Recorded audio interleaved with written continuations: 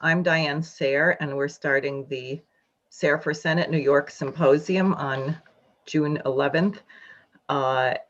And there's a lot to discuss. The topic of tonight's symposium is the hyperinflation shock ahead or currently, which we are already in, and the urgent necessity of LaRouche's 4 laws and how we arrive at that solution. And I'll be joined by guests Paul Gallagher, the economics desk editor and editorial board member of Executive Intelligence Review. Dennis Speed, who is often co-moderator, will be presenting this evening. He is the coordinator of LaRouche's Manhattan Project.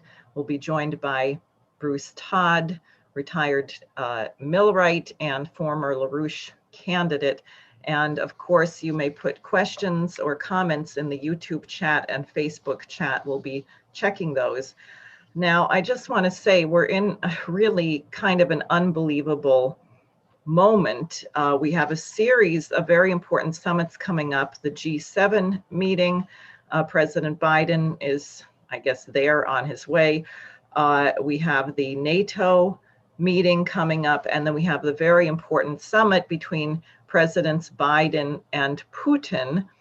And I have to say myself, I'm a little bit concerned about the prospects for what needs to come out of this summit, because don't forget that the backdrop of this is and we'll go through this in some detail, but a looming blowout of the transatlantic economy with this gigantic derivatives bubble that we've been inflating with nuclear powered bicycle pumps, I guess you could say, since 2008, is going to burst, and they are desperate to find more loot to suck into it. That is part of what's behind the Great Reset Green New Deal of the Davos bankers.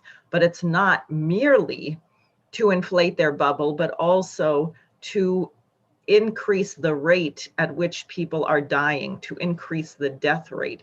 And for those of you who naively think that this death rate is only going to be increased among darker complected people in poor parts of the planet, I would urge you to remember what happened in Texas during the recent cold snap just this March, where I'm told between 200 and 300 people froze to death or died of carbon monoxide poisoning due to the breakdown of the electrical grid caused in part by the so-called renewable energy wind turbines, windmills, or what you could call unreliables. But so in this, and you have the COVID pandemic, where thanks to the effort of the vaccine, the United States is doing relatively better, but you have a complete out of control situation still in places like India, Peru. Peru passed over 5,400 deaths per 1 million population. I think the US was at about 1,800 per 1 million. So you can imagine nearly triple the death rate that we had here. And therefore, if you're going to address this, you actually need coordination among the major productive powers. COVAX, which is supposed to be an international agency to distribute vaccines, simply had to give up because the United States would not really participate, and the European Union has had a completely insane policy. So to address these crises, the pandemic, starvation, the danger of war, the superpowers really need to work together. And instead, Biden had some very bizarre things to say yesterday. You remember he was sort of goaded into saying that Putin was a killer. Now, people who were around during the Reagan administration pointed out that President Reagan never would have referred to Gorbachev in those terms. And it's just the height of disrespect and insanity. And as you may know, the ambassadors from Russia to the US and from the US to Russia both have been either recalled or asked to leave. They're back in their own countries for consultations. It's very, very tense. So Biden says, I'm headed to the G7, then to the NATO ministerial, and then to meet with Mr. Putin to let him know what I want him to know. Well, maybe Putin has some things that we should know. Maybe we should be prepared to listen to what the concerns of the Russian people are and what Putin's concerns are. Biden says, I've been clear. The United States will respond in a robust and meaningful way when the Russian government engages in harmful activities. We've already demonstrated that. I'm going to communicate that there are consequences for violating the sovereignty of democracies in the United States and Europe and elsewhere. Now, it's the United States that was caught red-handed spying on Angela Merkel, among other things. It's the United States that overthrew the governments of Iraq and Libya and was funding through AID an intent to meddle in the elections in Mexico recently. As far as Russia's interference in democracies, as people know, there was no proof that Russia meddled in the US elections. In fact, what's come to light is that the people saying the Russians had done this actually knew that they had no evidence that this was the case. So this is a not very promising tone to begin these discussions. And therefore, we have to really change the policy and change the dynamic. And it's going to depend on the American people finding their voice and finding their voice elevated from the extreme emotional hysteria that you pick up from the social media and all of the things that people want to be hysterical about, which are relatively minor matters like wearing a mask or not, when we are facing a total blowout of the system. So what I wanted to do, just to set the tone for my guest tonight, is just tell you a few things, namely starting with Lyndon LaRouche's triple curve function, which he presented in 1995. So I'm just going to go to that now. And hold on a second. Okay. So there you see Mr. LaRouche, and here you see what he called the triple curve. And I'd like to point out that at the beginning point of this curve, which he said might be around 1966 or so, it was not three curves. The red, green, and gold lines were fairly unified. That is, when a business became more productive, its stock value would increase. The investment was related to that. And what you had was one curve where the aspects of the market and the physical investment were unified.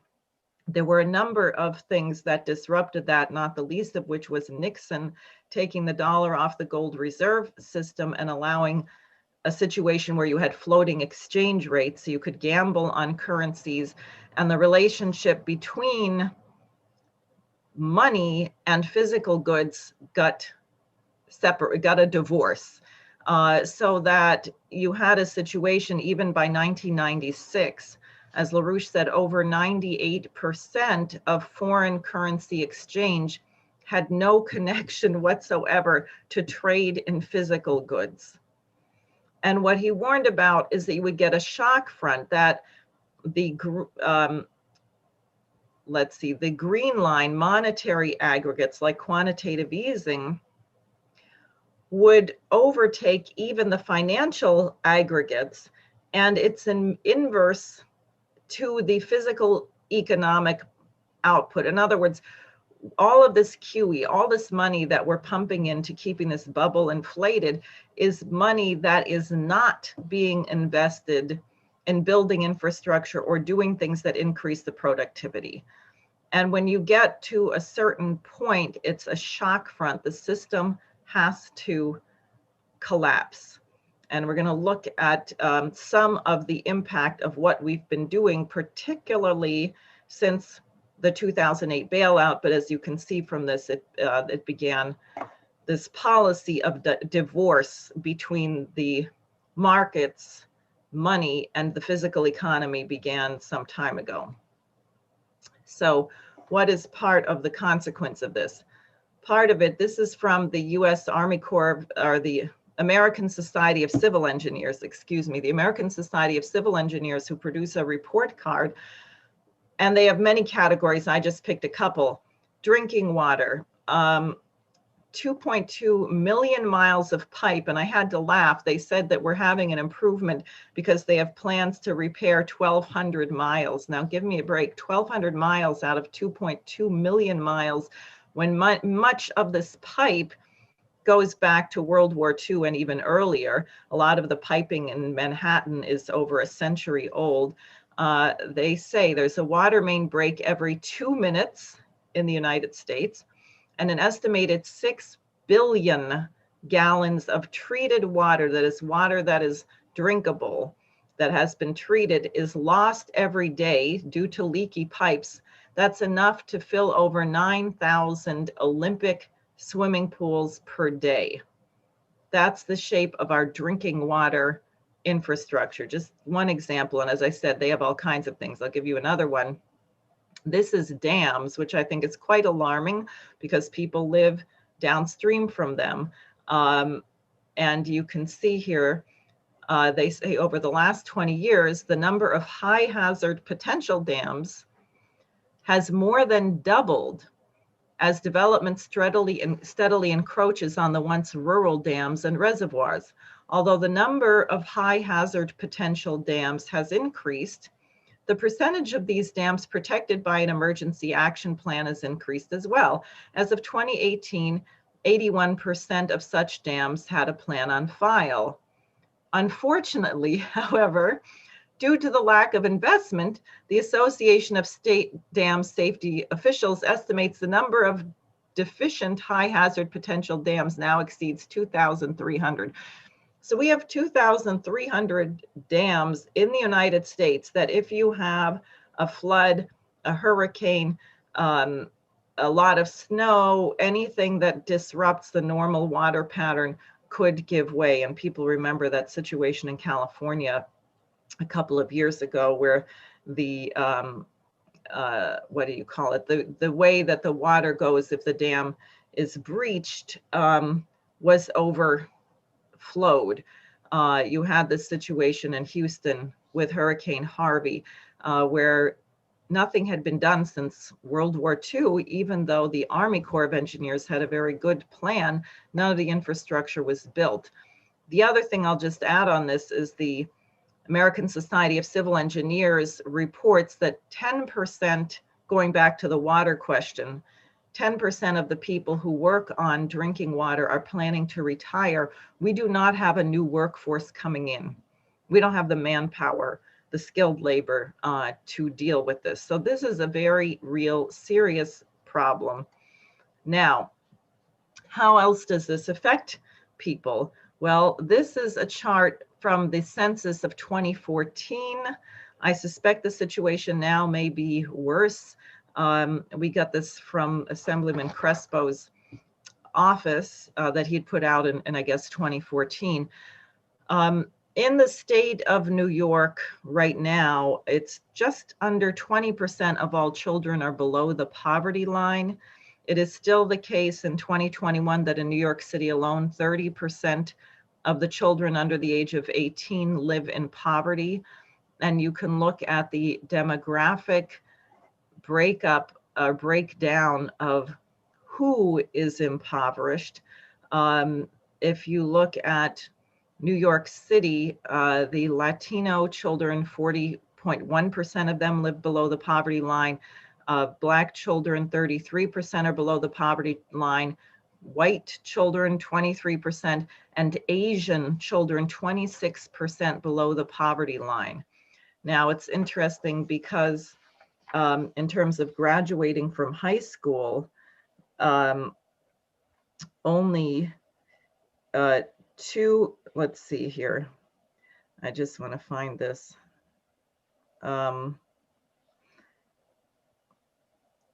Yeah, 6% of Asian children drop out of high school.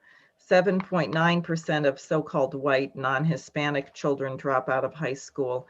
13% of African American students drop out of high school, and 15% of Hispanic students drop out of high school.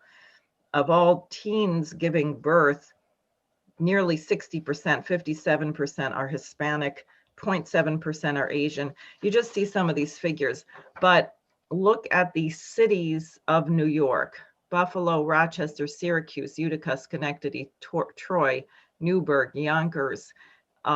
This is children of the United States, American children who should be part of the skilled workforce that we're not going to have when all our pipes are ready to break, unless we do something to address this.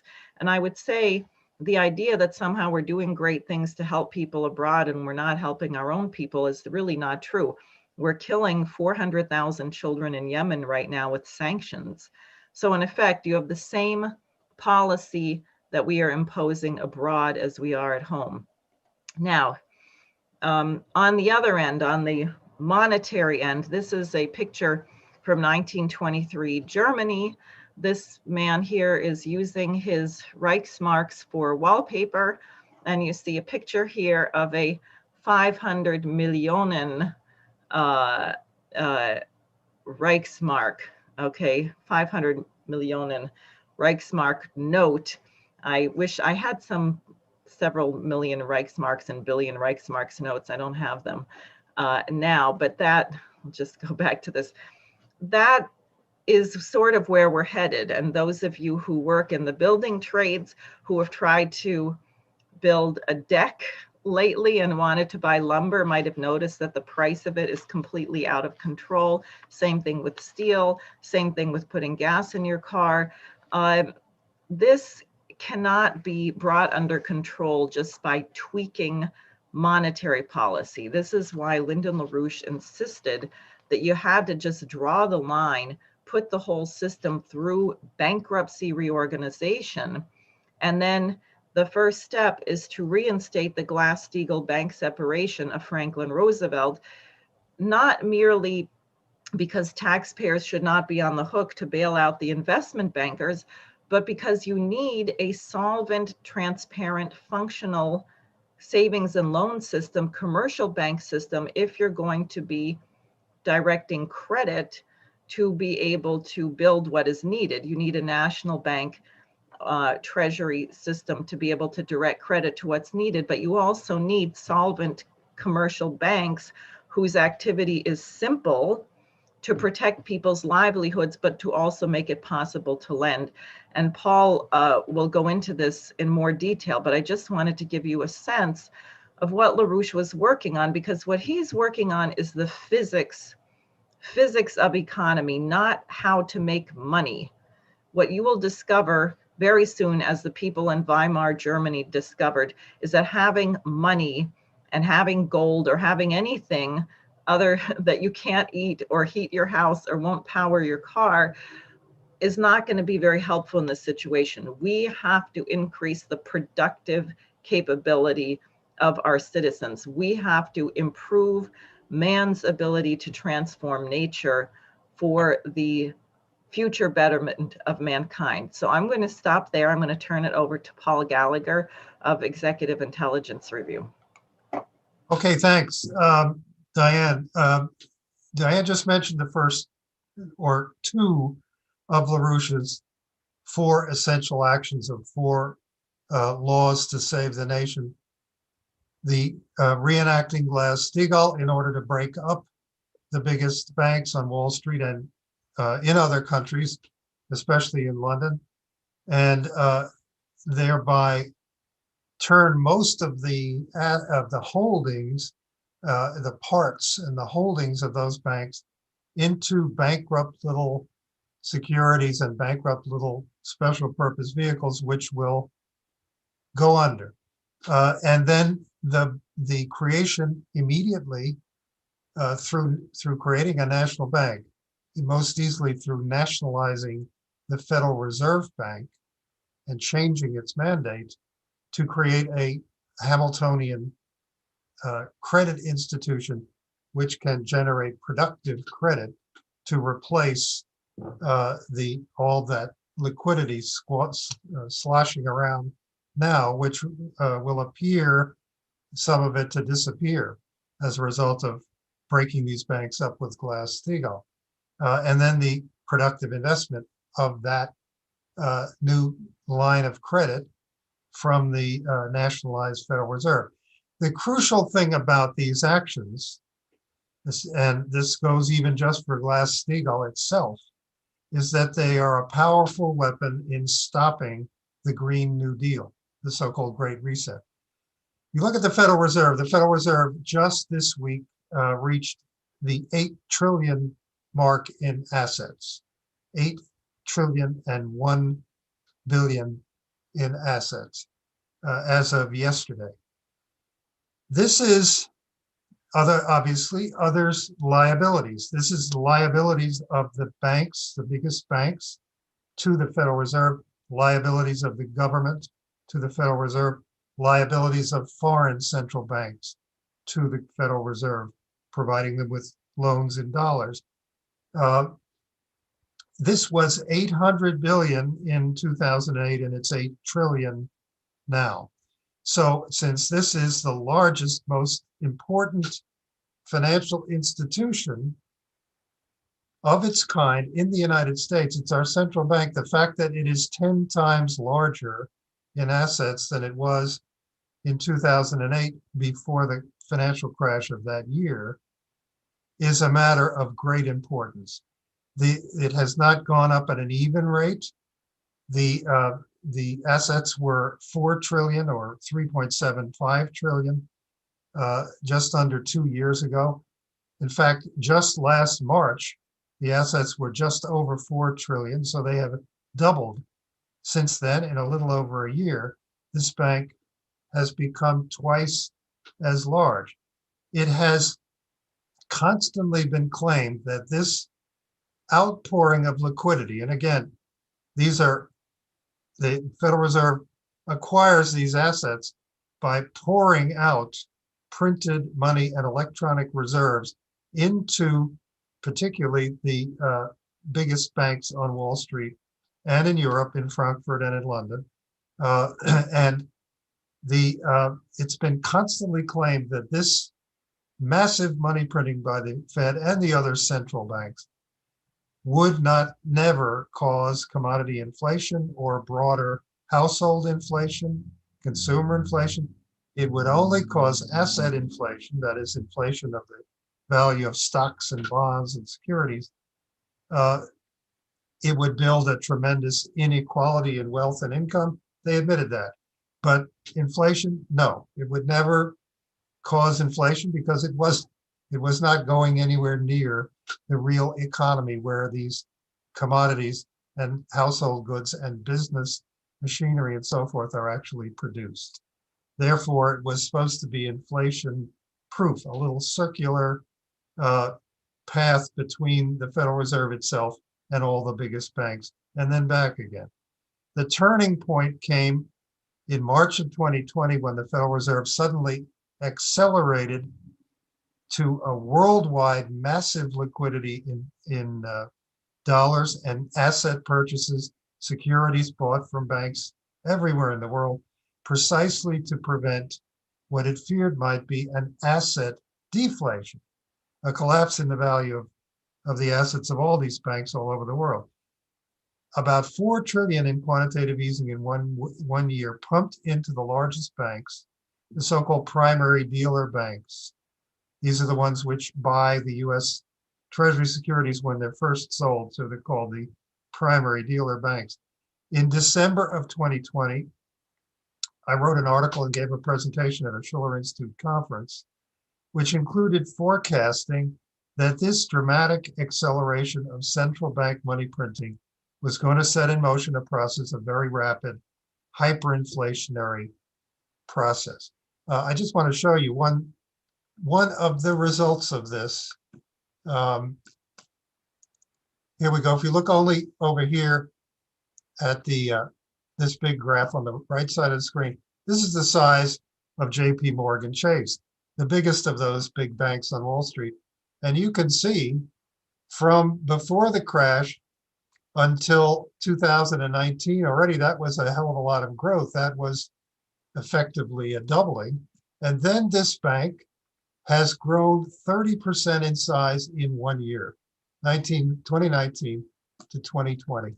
And that rate of growth of that and all the other big Wall Street and London and Frankfurt bank, that's continuing. So these banks, which were too big to fail to begin with, are vastly, vastly bigger and growing at a hyperinflationary rate. Now, it's very easy to illustrate the direct creation of inflation by this process, which is known as quantitative easing that the Federal Reserve does. You can prove that simply by looking at the prices of homes or the prices of motor vehicles. We could revisit this later in discussion. I don't want to go through the details now, but it's very clear and very easy to show that in housing, since the crash and with all of these new reserves and new deposits, the banks have easily been able to make partnerships to buy up homes all over the country, buy the millions, turn them into rental homes, securitize the rent, and therefore create a whole new flow of securities, which demanded profits and fees at every level. And the banks bought these homes at higher and higher and higher prices, and everybody else had to do the same. The same thing can be demonstrated for European banks with regard to the prices of cars, including in the United States. Essentially, what the Federal Reserve and the other biggest central banks have done during this period, they have prevented the biggest banks from failing again under almost any circumstances. At the same time, they have prevented those banks from lending. They've effectively created an ironclad block against those banks actually making loans to productive economic actors, businesses, households, and so on. We can see how the biggest banks avoided even the PPP, the Payroll Protection Plan program, for example, leaving that to the small community banks to do 95% of all of that lending, even though the big banks had 2/3 of all the assets in the system. They wouldn't touch it. You have a crazy situation where these banks, just the biggest ones, have twice as many deposits as they have loans outstanding. Everybody who's ever seen even that movie, It's a Wonderful Life, or heard all the complaints about fractional reserve banking, knows that banks lend out more than they have in deposits, right? Not these banks. They have twice as many deposits as they have loans to businesses or households or credit cards. What they do is they invest in securities. They make securities partnerships. This is the reason alone that American voters should be demanding that Glass-Steagall be restored. The Federal Reserve has created a group of massive and rapidly growing banks, which effectively, under its printing of money, cannot fail, no matter how devastated the economy becomes by the actions of the Fed, whether they cause a collapse of the economy as a whole in order to try to stop this inflation that they've set off now. No matter which of those things happen, they've created a situation where these banks virtually can never fail because the Fed will not let them fail, but they also cannot lend. And this will go on indefinitely. This is a deadly situation. It is reason enough that Glass-Steagall and that Americans should have been demanding, along with us, along with LaRouche, since 2007, when he began to demand that it be restored, and working with members of Congress to do that. Now, the other key aspect here is that the central banks have now lost control of this inflationary process while they were trying to do something else. They weren't trying to create inflation. They were trying to shift the entire economies of the United States, the European economies, the major Asian economies, to shift them all into massive investments in green technologies only. Huge wind farms, solar farms, electric vehicles, charging stations, agriculture, which is basically a matter of growing solar panels on your most of your acreage, and only soybeans on the rest, and leaving out the fertilizers and not trying to raise any livestock. This complete green shift of the economy is what the central banks and the biggest banks have been trying to do, in the process of which they have set off this hyperinflationary process. Again, this was forecastable. I did forecast it last December that this was going to happen, because every time this kind of thing has been attempted by central banks and major financial firms in the past, beginning with what Diane showed you there, the 1920s and 1930s in Germany, and the fascists in Germany. Every time this has been attempted, the result has been unintentionally rapid inflation while trying to shift the economy. In that case, they were shifting it into the production of arms. Here we have something a little bit different, which is the shifting of the entire economy backwards into more primitive but more expensive, better looting technologies, which would enable them to charge far more for electricity, for all forms of energy, far more for foods. With less foods, the whole Green New Deal Great Reset is coming from this central bank policy. I'll show you one other aspect of this.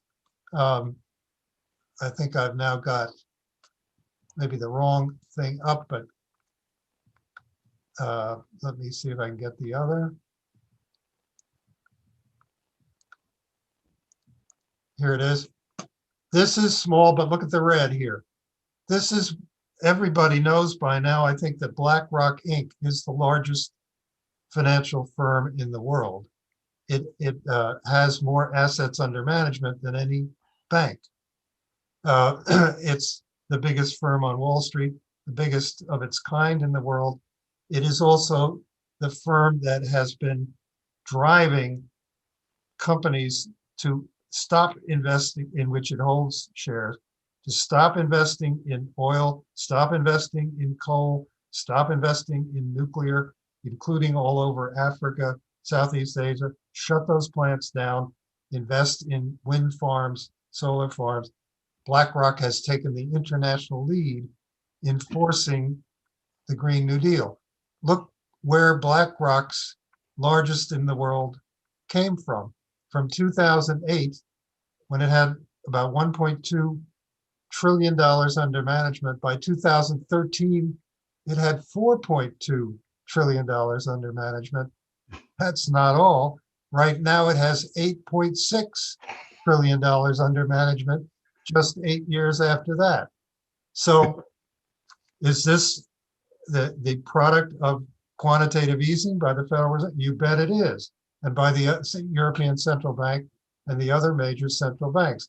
It's a little bit of a complicated process to describe exactly how that feeds into a firm like BlackRock, but you can see it happening, and you can see the global enforcer and the biggest of the global enforcers of the Green New Deal, just how it got this big and how powerful, and how it got into this position to order that coal plants in Africa be shut down, that coal plants in the Philippines be shut down, and they are shut down on BlackRock's orders. There's now, just yesterday, 457 investors like BlackRock, holding almost a third of the world's assets under management, they say, $41 trillion, 41 trillion plus, put out a demand that governments have to strengthen their plans to cut carbon emissions in the next decade, stop oil and coal plant investment right now, said these 41 trillion worth of investors. All the biggest British asset managers, Allianz Global Investors, HSBC investors, of course, BlackRock being the biggest of all. This is what the policy of quantitative easing has created instead of a banking system that lends. So if we take the action, first, the Glass-Steagall, at the same time, in order to create new productive credit, nationalize the Federal Reserve and stop what it is doing now, and give it a mandate to issue infrastructure project investments and so forth, then you have taken a very powerful step in stopping the Green New Deal and in making it possible to do the kind of infrastructure building worldwide, which has to be done, and most importantly, the building of hospitals, clinics, medical laboratories, the building of a modern health system in every country in the world to fight the pandemic and future pandemics, as Helga LaRouche has been calling for. So I'm going to stop there for now and give it back to you, Diane. Great, thank you. Can you stop the screen share? Sorry, I'm going to get all my There we go. sharing. Everyone will have nightmares from looking at that BlackRock chart. You're right. For such a long amount of time. So I'm going to now turn to Dennis Speed. Let me just say one thing quickly about LaRouche's 4 laws, which, as Paul said, we just touched on the first 2, Glass-Steagall, national banking credit.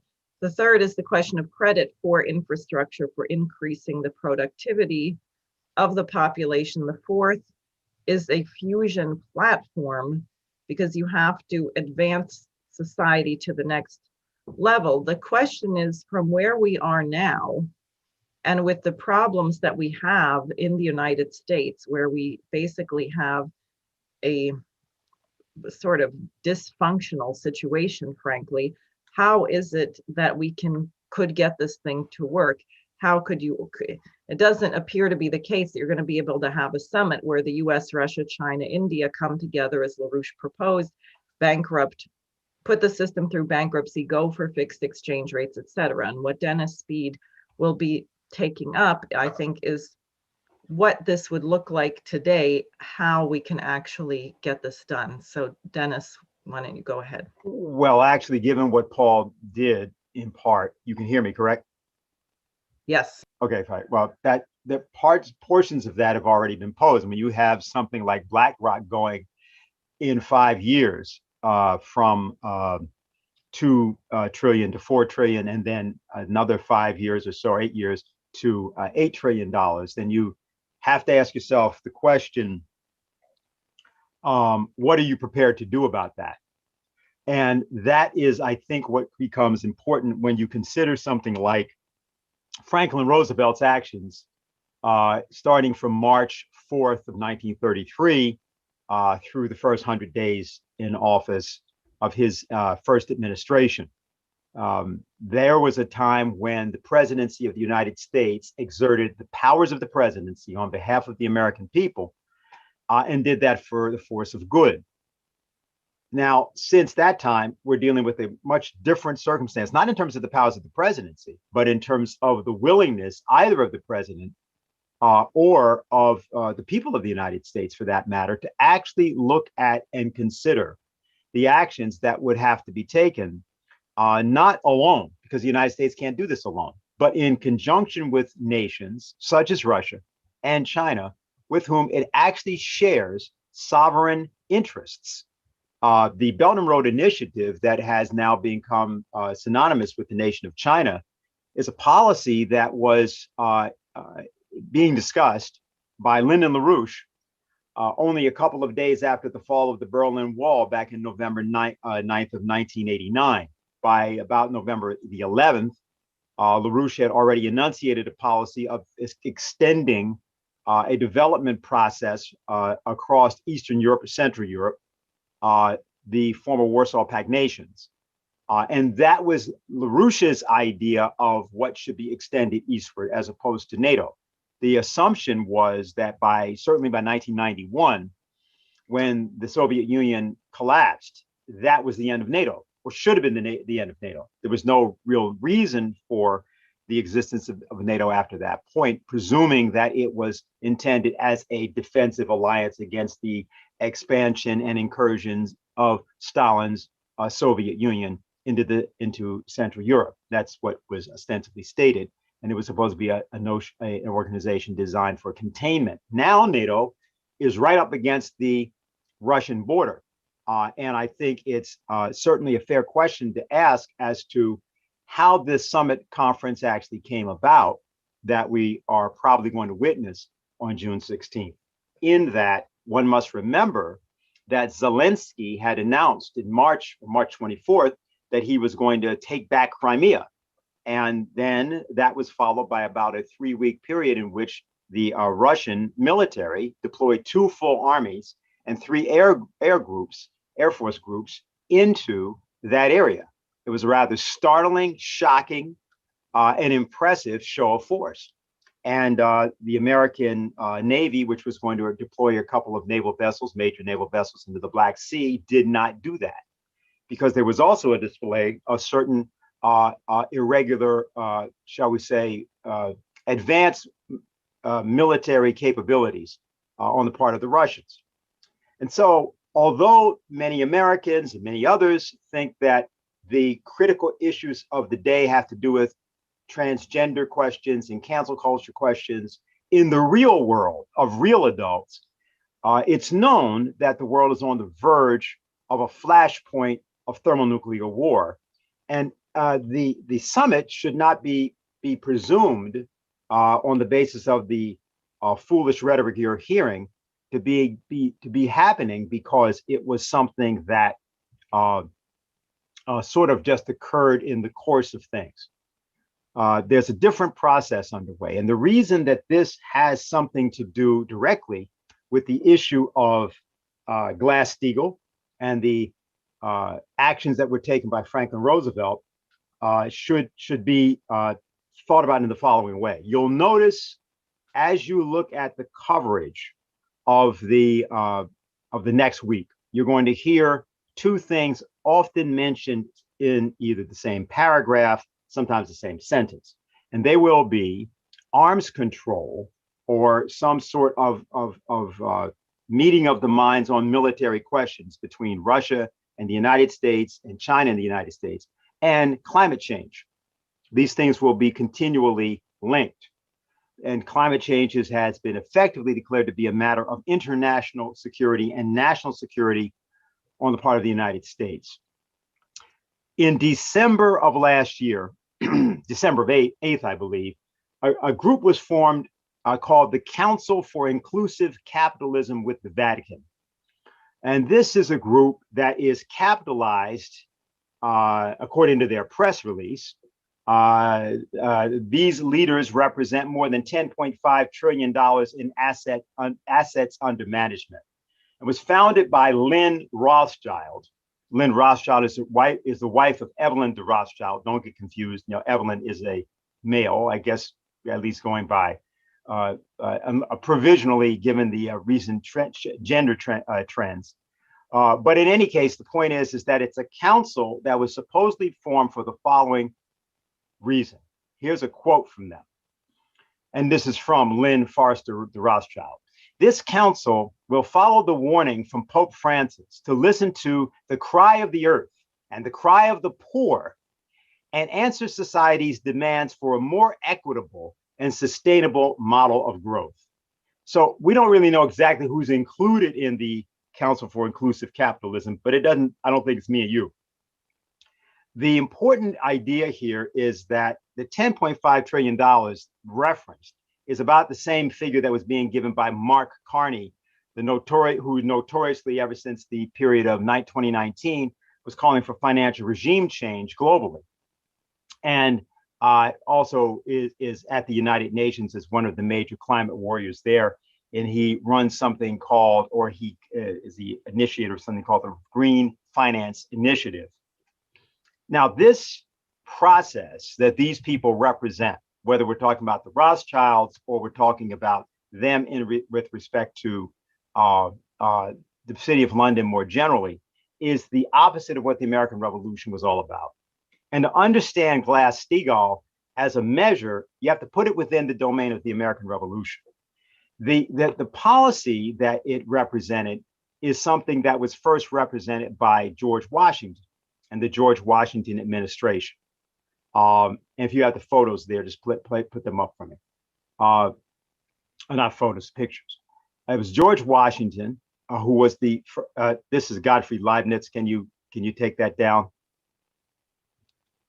I asked for George. Yeah, thank you, George Washington and Billy Lee there. By the way, who traveled with him throughout the American Revolution. The first Washington administration established the principles of the American approach, which was a revolutionary approach to the use of money on behalf of the people and the commonwealth of the United States.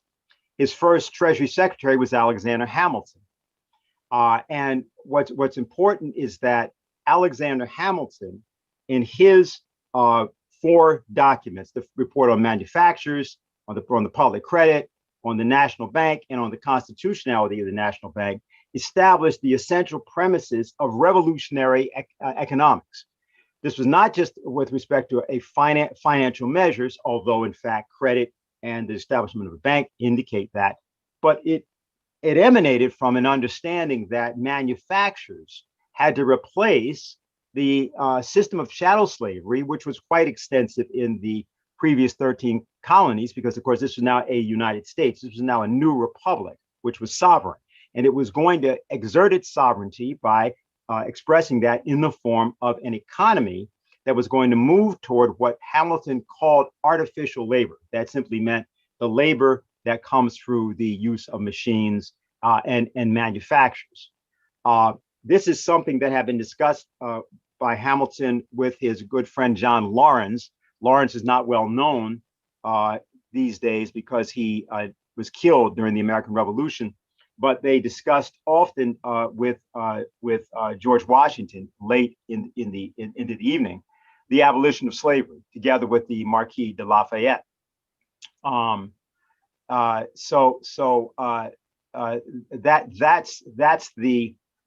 tradition of that in that discussion was not being done because they simply thought slavery was wrong. They understood that slavery also was antithetical to the building of a sovereign, independent republic. Hamilton's closest friend, Gouverneur Morris, was the architect of much of these policies. In fact, he was, of course, the person that gave the eulogy at Hamilton's funeral, and was one of the primary designers of the Erie Canal system. The Erie Canal system, which was actually seen as part of a system that was also being developed in Virginia. Erie Canal was New York, originally being worked on by Hamilton's father-in-law, General Schuyler, who found that there was no way to do that privately, but that this had to be done by the government sponsoring this as part of a project of internal improvements of the United States as a whole. And this tradition of what we today refer to often as infrastructure is a little bit different than people think about it. It's not a question of a road, a bridge, a highway, a tunnel, a dam, and we get financing for it. And that's sort of what the mentality that, if you want to call it that, around the recent discussions of infrastructure that are going on in the Congress of the United States. You don't do the infrastructure that way. You do it from the standpoint of a new physical platform that you're trying to establish so that all of the citizens of the country are able to deploy the wealth of the country to increase the wealth of the country. So the whole concept is that every business uses water. You take something like the old auto industry or other industries, there's certain basic fundamentals of the economy that everybody uses. Transportation is another example of that. Energy is another example of that. These are things that represent the wealth of the country as a whole, and of all of the citizens of the country. And so the conception was that the early development of America, including in the form of the Society for Useful Manufactures and so on, this was all seen as being a singular process. The final person I'll just mention in this regard is John Jay, who was the spy master for and director of intelligence for Washington, particularly in the state of New York. Is obviously well known as a jurist. Was also the head of the Anti-Slavery Society, or the Manumission Society of New York, and very close also to Hamilton. And so the notion of this so-called rule of law we're all hearing about, or the so-called rules-based order, they didn't believe in that. They believed in a constitution. Hamilton and Jay had, of course, written the preponderance of the Federalist Papers, which had led to the adoption of the United States Constitution, taking the United States from being a confederacy into a republic. Now, it's this tradition in which we properly locate Franklin Delano Roosevelt. Specifically, Roosevelt had an ancestor whose name was Isaac Roosevelt. And it was from him, Isaac Roosevelt, by the way, was a co-founder of the Bank of New York with Alexander Hamilton. And it was the approach to the idea of preventing the creation of a Northern Confederacy that both Isaac Roosevelt and Alexander Hamilton deployed their conception of banking, credit, and the mobilization of the people thereby. This is critical because there's much that can be said about this, but just get right to the point here. The idea is that the person, Alexander Hamilton, the person, Isaac Roosevelt, and the person, Gouverneur Morris, these people represented a human approach to economy. And this is something that had been a tradition in America. It dated back to before America was founded, and specifically Cotton Mather, an increased Mather of Massachusetts, which had its own independent commonwealth. Actually, it had its own revolutionary government because of the charter that was bequeathed to the Massachusetts Bay Colony in particular, which John Winthrop had gained back in 1630. That was overturned in 1690, but the tradition lived on in Massachusetts. And to reclaim that tradition after it had been overthrown, Cotton Mather had written a book back in 1710 called Bonafatius, or Essays to Do Good. And what the book tried to capture was the idea that human beings and the development of human beings were the essential task or mission of human life, and that the republic, or the people who believed in the concept of the republic, as that was expressed in the Commonwealth of Massachusetts, had that idea. He wrote the book Bonafatius, or Essays to Do Good, was sort of the core or the character of what was meant. And when you talked about various financial measures, whatever they were, on banking, on credit, or on the production of or advancement of industry in the form of infrastructure or otherwise, that's what you are talking about. Recently, actually just this past Tuesday, when Vladimir Putin gave a speech, he was speaking to a group of social workers. He referred not directly to Cotton Mather, but to this principle. He said the very value of mercy, love for one's neighbor, and support for those in need bind and consolidate the entire centuries-old history of our people, the Russian people. They constitute the spiritual basis of the traditional religions of Russia. The fundamental aim of life should be to do good. And that literally echoes the premises of Cotton Mather.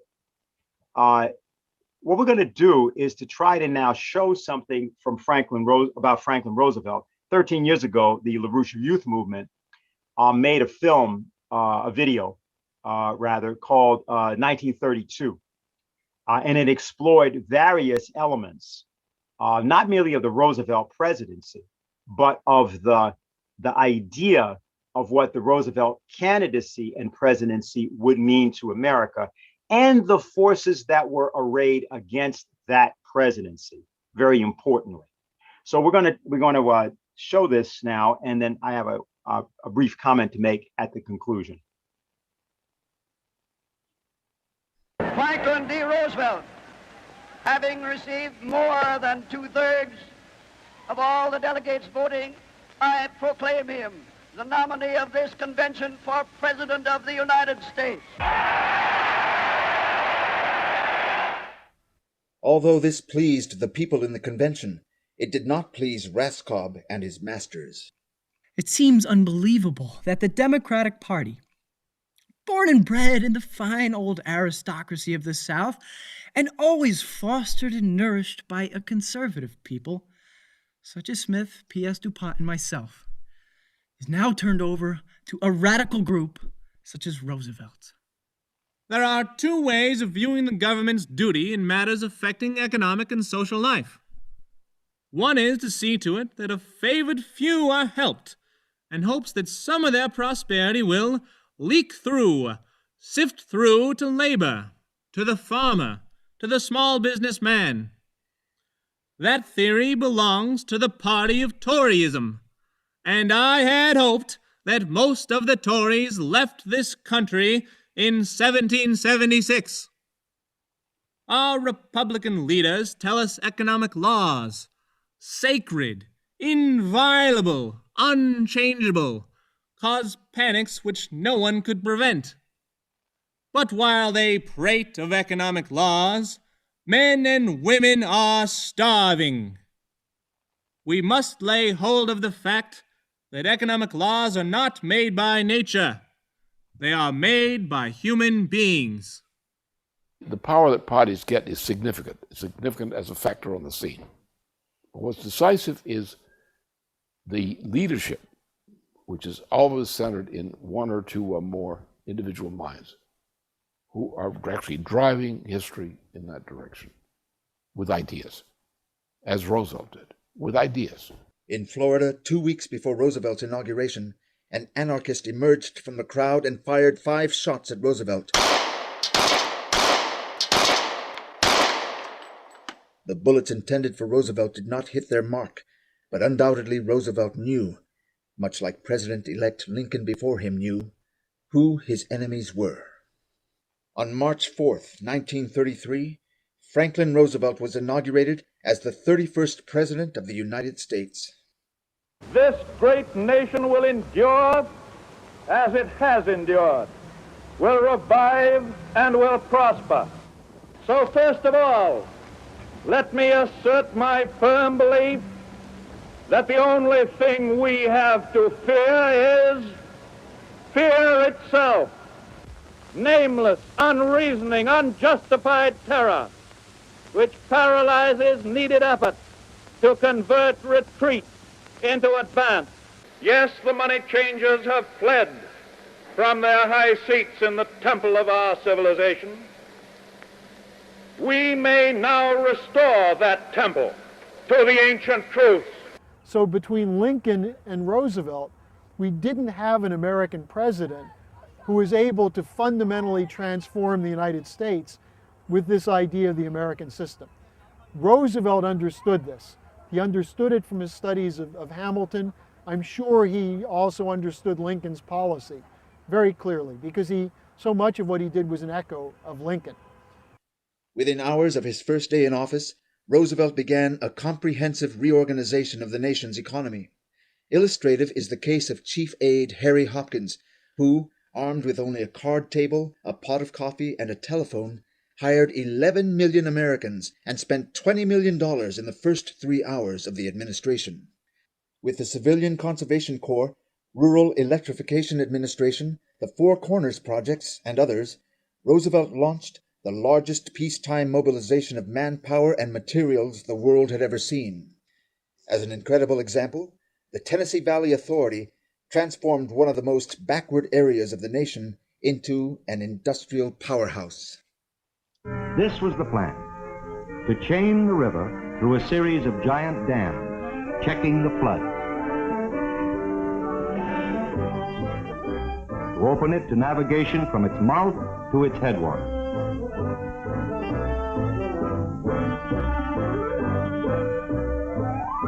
To give the farmers the benefit of modern science and research, to help them control the water on their land and restore the fertility of the soil, to reforest millions of acres on the ravaged hillsides, to exploit the mineral resources of the area, to use the electric power generated by the dams to develop and rehabilitate industry in the cities, to electrify the farms through rural cooperatives. Above all, to prove that human problems can be solved by reason, science, and education. Roosevelt used the Reconstruction Finance Corporation as a quasi-national bank to reestablish the credit of the nation. He built schools, libraries, airports, post offices, and all with government-issued credit. He reestablished the U.S. currency, stabilized the price of gold, and opened a penetrating investigation into the rampant speculation on Wall Street, all within the first 100 days of his administration.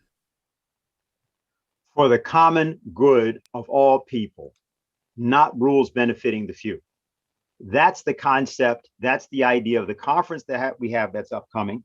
And that's the idea that's behind whatever the measures are that you're speaking about. In other words, the intent behind the economic measure is the thing to consider, not the formalism, not the particulars. The particulars are important because otherwise you don't do exactly what's needed to be done. It doesn't work.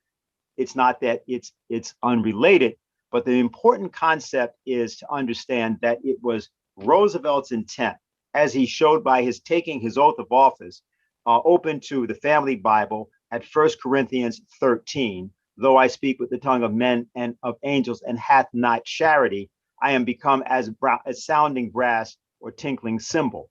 That idea of public works, not rules benefiting the few. So you don't pass a financial measure as a rule about how you bank or how you don't bank, or a rule about how you issue credit or you don't issue credit. The issue is different, that the public good, the common good comes first. People come first. And so when we look at what has to happen with respect to the actual establishment of a new paradigm, it will cost us. It will cost the American people, but not in money. It will cost the American people in illusions. You will have to disabuse the people of their illusions of wealth, of finance, of profit, the illusions of how they've been governed. And that, in one sense, will be the most disturbing element for a lot of people. And it's our job, I think, through our campaigns, including the Senate campaign or other campaigns, to do that. I think it's a good mission. And I think it's one that Lyndon LaRouche clearly tried to do his whole life. And Roosevelt is, as a president, probably the best contemporary example of a success in doing that. So that was what I wanted to represent. Great, thanks. So before we go to Bruce Todd, who may have some thoughts, just the conference you were talking about is right here at the Schiller Institute. I would really encourage people to register. You can see for the common good of all people, not rules benefiting the few. It does not cost to register for this conference. And these are the panels on the conference. Panel 1, Saturday morning at 9 a.m. Whom the gods would destroy, war with Russia and China is worse than mad. Panel 2 on the science behind climate change, why the world needs 7 terawatts of energy. Panel 3 on Sunday, which we're seeing a little bit of a prelude to this evening, on hyperinflation, and panel 4 on the question of thinking, which I will just say is extremely important, judging from some of the comments and questions that are coming in. One of the things we find that has happened to the American people is that people have become terrible nominalists. And everything is this or that, or this conspiracy or that conspiracy, or who did. And it is important to know who is your adversary, but more important than knowing who is your adversary is to understand the thinking, the kind of thinking that would allow you to destroy yourself. Because the United States is not suffering the breakdown of infrastructure because China did something to us. We did that to ourselves. And if China, as Chuck Schumer, who I'm challenging in 2022, who has this outrageously racist McCarthyite act, the Innovation and Competition Act, accusing China of spying on us, and stealing all our technology. I'm afraid that if they are spying on us, the thing that they're learning is what not to do, because the kind of things they are doing right now are far more advanced than what we are doing. Not that we couldn't do them, of course we could, but we have chosen not to because people have gotten silly and started to worship money. And I have a bunch of questions and things I want to raise, but why don't we hear from Bruce briefly, and then we can open it up for discussion. Bruce, you there? Yes, hi, good evening. Hi. I just wanted to roll back a little bit in time to kind of back up what Paul had been talking about, which is the financialization of the economy. And I can go back and look at things like the creation of the lottery system to so-called increase education, you know, in the nation. Being from New Jersey, we were one of the first to do that. But you see that in basically in every aspect of the economy now, whether it's healthcare, you know, which is really nothing more than a financial scheme, you know, to rob people and not give them health care. You see that with the now the attempts across the country to legalize drugs, right? Not to, you know, give people a chance to smoke pot, although that is happening, but also to create ways in which people can invest, you know, resources into another scheme. And, you know, one of the greatest ones is through the Great Reset with the Green New Deal, where they're actually going right after the heart of every economy, which is energy production, and, you know, turning it into everything but energy production. In fact, I'm down here in Florida right now, and I got a little email from the local power company where the big thing they're pushing is solar trees. That is, they mimic what a tree looks like with solar panels. And they're setting these up in different parts of the state. This is the truth. So, and they you know, orange juice. Yeah. So, yeah, they forgot about orange juice in Florida. But, you know, so I really, that's all I wanted to say about it, because that is what you're seeing with in the case of BlackRock. It's exactly the same thing. So I'll leave it there. I'm sure you've got a lot of questions coming in if anybody wants to comment. Great, thanks. Well, Paul or Dennis, do you have some thoughts? I'd like to, I mean, what Bruce said is it's important to what I was getting at, that everything has been, every service and many consumer industries have been completely financialized, as he said. And what that means basically is that the income that is paid for that service or for that industry gets broken up into a lot of different cash flows, as they call them. And each of those cash flows can then effectively become a little corporation, which of course has expenses and is going to increase the size of that cash flow by increasing the cost of that bit of the service. And the end result is the issuance of securities based on that little bit of the cash flow that's coming in. And this is done across the board for everything from the gas bill that your stove consumes to the healthcare that you get supposedly through healthcare insurance. And it has substituted for any intention to invest in making life better for people, because this rakes off though that wealth, that produced wealth, that creative wealth, which has to be used in order to make the next steps in human living standards and in technology. So it's a deadly thing. It makes the financial sector bigger and bigger and bigger relative to the economy as a whole, and essentially robs the rest of the economy of investment, all of which wants to go into the financial sector and make those profits with those cash flows. I mentioned before homes. I mentioned cars, with the loans that now extend to 7 and 8 years long, and the bits and pieces of those loans, of the payments on those loans are securitized. And there you have Santander and other European banks that have been taking the lead in the United States. And the price of a new car pushing $40,000 at this point. There's all this talk about how expensive used cars are, as if somehow new cars are getting cheaper. The cost of a new car on average is pushing $40,000 coming out of this process. So yeah, I think those things are, that's crucial, and that's done by universal banks which are not lending. Right.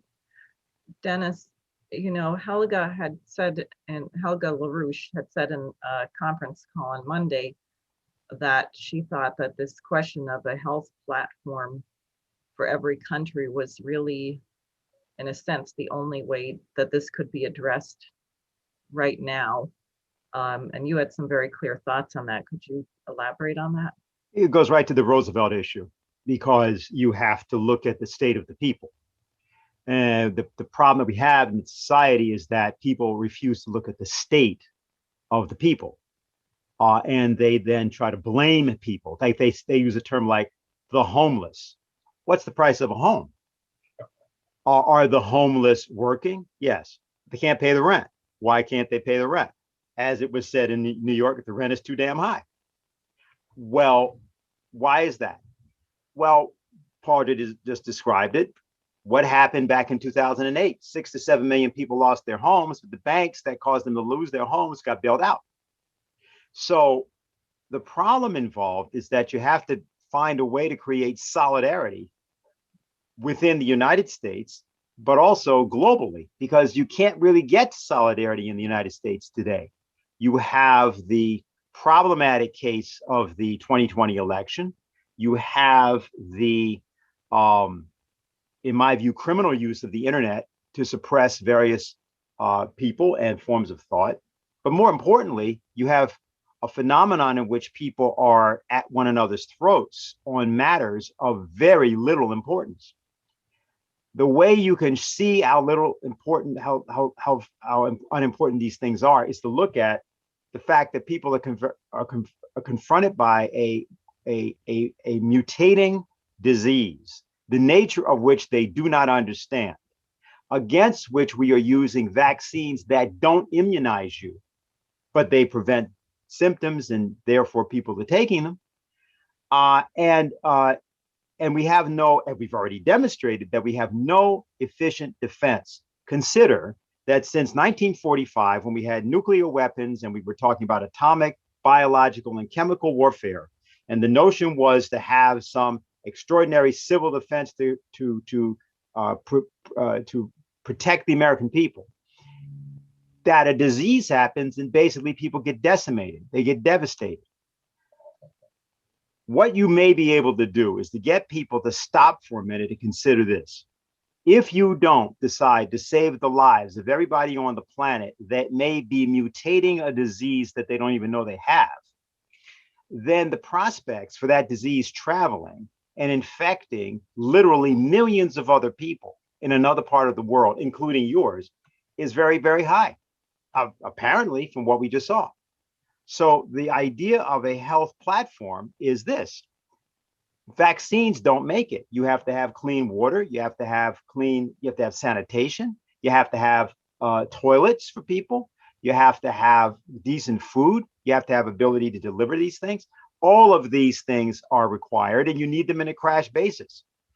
China has recently made some good breakthroughs on the idea of these pop-up medical facilities that they've been building. And that's something that in the United States, we could certainly respond to. Some of our friends in the medical field from the Committee for the Coincidence of Opposites have been developing some mobile units which are comparable in one sense to what the Chinese are doing. So the idea of the Committee for the Coincidence of Opposites, which Helga Zepp-LaRouche first proposed as a response to the civil unrest that happened in the aftermath of the George Floyd murder, is now of a completely different nature. When you look at Peru and India in particular, where we're getting figures like 6,000 and 7,000 people dead a day, and we're getting mutations, it's clear that a Roosevelt approach, like the one he took in the first 100 days, where, as was said, Harry Hopkins put 11 million people to work in a period of about 24 hours. That's the kind of thing we need to do on health. We need to do that in the United States on health. And we need to look at the way that we're going to treat things like the Federal Reserve and other things from that standpoint. Frankly, I consider the Federal Reserve to be criminal and illegal. How you actually go about treating it is going to be a product, I think, of how we treat this issue of health. Because all of the institutions that would need to provide the credit to allow for this radical expansion are obviously themselves going to have to be monitored. They'll have to be surveilled. And in many cases, they'll have to be either demobilized or frozen so that the world might survive. I think that's really the issue. And I don't know that at the moment, we've got leadership that is prepared to do that. I think it has to come from the American and other people of the world. And I think some leaders, such as in China and Russia, have demonstrated that they think that way. I think we can make this happen as a change in every country where we get our own organization and affiliates to begin to do that, take those initiatives. Yeah, I just wanted to underscore the importance of what you said about this question of doing good and why it's in our Constitution, the question of promoting the general welfare. Because the point is, if the government does not make your life better, then what's the point of having the government? Human beings require society. There's a beautiful little essay by Albert Einstein. I forget exactly what it's called, The Individual in Society or something like that. And he raises the paradox. He says, imagine an infant born out in the middle of nowhere. If it were just left in the woods, would it, I mean, suppose some wild animal took it in, would it learn a language? Would it live beyond the age of 15? Would it build a piano and learn how to play a Beethoven No, right? It would be, so you depend on society, you depend on some kind of organized society to create the conditions where that individual is capable of actually developing their talent, their God-given talent. However, your society, if it does not also value the individual, like someone who makes a discovery, if it's not interested in that, it stagnates and dies. And I'm not remembering all the arguments. It was quite some time ago that I read this, but I think it's really important. Also, Ben Franklin polemicized about this in some writings where he said people who don't want to pay taxes should stop using the public roads. You know, if you're not interested in the government, you know, if you say you're not part of this, then go out and live in a cave somewhere, because there is such a thing as the general welfare. There are certain things that the federal government has to be responsible for, and they're measured in terms of human existence. And the final thing I wanted to say is on this question of drug legalization, and now in at least New York City, and I don't know where else, they're not going to prosecute for prostitution anymore. And I think it's probably not long before they're going to count prostitution revenue as part of the GDP, just as they want to make marijuana part of the GDP. And obviously, this may help to inflate the bubble that Paul was showing us, but what does it actually do in terms of human beings? Life expectancy? What does it mean to have more people having psychotic episodes and car accidents or venereal diseases? What happens to life expectancy? What happens to population growth? What happens to the standard of living? These are the things that you measure your economy in terms of, not money per se. So I just think that this, it gets at some really questions, at good questions. And the question to do good, what does that mean exactly? Yeah, I think the idea of doing good in terms of healthcare is immediate. I mean, everybody knows this, that people don't deserve to die of a disease they didn't mean to contract. And we have the ability to get many young people, particularly, to give them a purpose. I think one thing that is good about the present circumstance is that the notion of human purpose is right there. The meaning of life is right there. And I think that you'll see that people will respond. I think we're seeing that in our own work. You've had some experience of that recently, Diane, in your own campaign. And other people, I think, that are probably listening and thinking about, they've also have other, just if you've even been dealing with the COVID pandemic over the last year, think of incidents where you yourself have had to make decisions or were involved in helping other people make decisions which really changed their lives for the better, or confronted the idea, at least, of what the meaning of life was. Yeah. Now, not to end on this, but I did want to ask Paul if you would say something about Bitcoin, because it comes up all the time and people think that it's some kind of alternative or some way to get away from the Federal Reserve, or isn't it better? Recently, the president of El Salvador shifted over to this. So if you could just say something about it, I think it would be very helpful. Well, you might as well ask about tulips. Back in the 17th century, there's a Bitcoin bubble, in part deliberately created.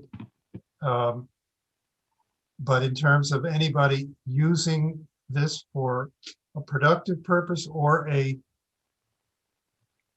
human welfare purpose, as for example, in the case of the president of El Salvador, having in mind evidently that if it became legal tender in El Salvador, people could send their remittances home in the form of Bitcoin. Anyone using it with even the best intent is simply contributing to its extreme volatility and to the loss of confidence in currencies all over the world, and in the ability of sovereign governments to invest and create platforms of infrastructure and healthcare, as we've been talking about throughout this program. That confidence gets destroyed by everyone who gets, even in a little way, by everyone who allows themselves to get excited by the idea that they might get a hold of a currency which will somehow magically grow by 30% just while they're looking at it from one day to the next, and then pay it to somebody else who will then have to look at it shrink by 25% from one day to the next, right after they got it. This is a dog eat dog kind of thing, a war of all against all, rolled up into a fantasy. It can't possibly. No one takes it seriously as a currency of account or even as a store of value. No one takes it seriously as a national sovereign currency. So it's also an attack on the nation to think that somehow the currency you're going to use is going to come from literally behind the curtain of the Wizard of Oz, since no one has the slightest idea where this currency comes from. I could go on about it. That's enough, I think that's good. I did get one question finally there's been a couple that are rooted in reality. I'll just say, if you want to take them up. One person asked, how will countries which are dependent on oil sales survive? I think I don't know if that was in response to my reference of a fusion platform or something else. And then Chris writes, when Wall Street and the central banks are no longer able to sustain the illusion of solvency and forced into bankruptcy, that would be good, I think. But what does life look like in the USA after people's savings, investments, and pensions disappear overnight? So I don't know if either of you want to take up those. Well, I think the more important of those two questions, the more realistic. What are the countries that depend on oil sales going to do? They're going to fight. They're already fighting the Green New Deal. And they have some power to fight those. What you have to understand is those are our allies. Mm-hmm. You look at Russia, you know that in fighting the Green New Deal here, you have an ally in the nation of Russia, which from President Putin on down, they've made very clear they are not following this so-called rules-based nonsense of the Green New Deal. They're not going to do it. They're expanding not only oil production, but coal production very consciously, and nuclear production, and trying to make that nuclear production available to as many countries in the world as they can, and providing credit to those countries in order to be able to purchase the nuclear plants which Russia will give them the technology to build. So this kind of technology defense and technology transfer is their policy. It's really China's policy also, both domestically and abroad. So you have to understand, if you want to defeat this, those are your two most powerful allies. There are others as well who are against it, who produce oil, like Saudi Arabia. But I mean, this is really where the alliance can be made in doing the kind of really important things, providing the power and the water and the health and the housing and so forth in countries all over the developing sector. That doing those really critical things, there's your allies in defeating the Green New Deal. So I think it's a very good thing that was raised. I think the situation is very exciting in one sense, because there have been times in history before where, because of conjunctural crises, persons who are revolutionary relative to dying social orders suddenly come into prominence and often into power. And I think we're in that kind of circumstance, except the difference is that you actually have, in the case of the United States and a few other places, established constitutions in our case, and in some cases established traditions of leadership where solutions that are really polemically fought for, like we're trying to do through our campaigns and with Lynn's 4 laws, get adopted. And it isn't because people like you, although some may, but it's because it's the right moment for it. It has been the right moment from our standpoint, of course, for a long time. But from their standpoint, it now becomes something that is essentially inevitable.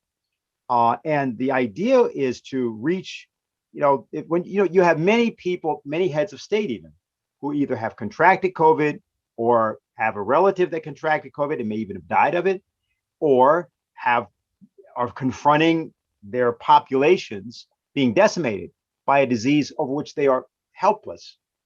In that circumstance, conscience does play a role. And that's why this idea of doing good, as recently described by Vladimir Putin, becomes the essence of statecraft. And now it's not some elaborate fancy policy. It's not some formal codicil. It's not having this particular convention.